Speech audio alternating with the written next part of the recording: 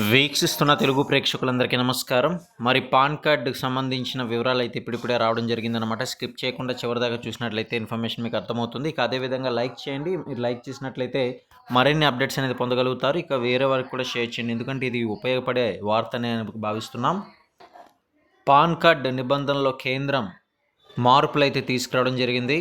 మరి దీనికి సంబంధించి వివరాలు కనుక మనం గమనించినట్లయితే ఇకపై నిత్యం 50,000కు పైబడిన బ్యాంక్ డిపాజిట్లకు మరి చూసినట్లయితే పాన్ అవసరాన్ని కేంద్రం తొలగించింది.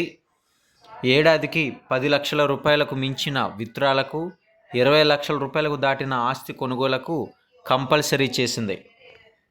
5 లక్షల రూపాయలకు పైనున్న వెహికల్ కొనుగోలు చేస్తేనే పాన్ కార్డ్ అయితే సమర్పించాల్సి ఉంటుంది.